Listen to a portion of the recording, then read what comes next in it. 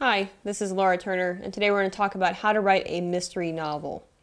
The mystery genre is a very popular genre because people can read, or if it's a film, watch, but we're talking about novels, so people can read and actually really get into the story and actually put clues together as they go through the story. So it's almost as though a mystery novel is including the reader more than most other novels. So first of all, keeping that in mind, plot is the most important aspect of a mystery novel. You really have to make sure you have all the details of your plot down as you're writing or before you're writing, even if you work that way. First of all, know what the answer to the mystery is.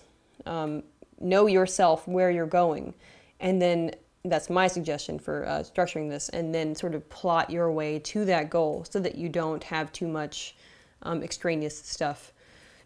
Next, add plot twists and tangents that will confuse the reader and make them think the answer lies somewhere else other than where you've actually placed it.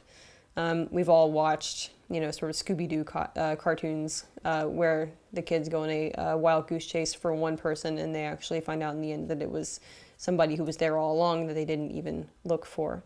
So think about adding your twists and turns into your plot to keep the very astute audience or reader off the beaten path.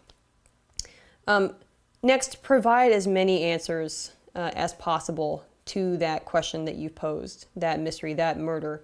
The film Clue and the board game Clue is a very good example of this, that you have many different possibilities for the same end.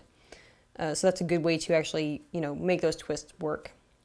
Next, construct a compelling hero who we actually want to solve the mystery, because there's really no point if we don't have, for example, Sherlock Holmes that we're going to look to and say, will he solve the mystery? I really want him to because he always does, and we have a compelling hero, one that is charismatic.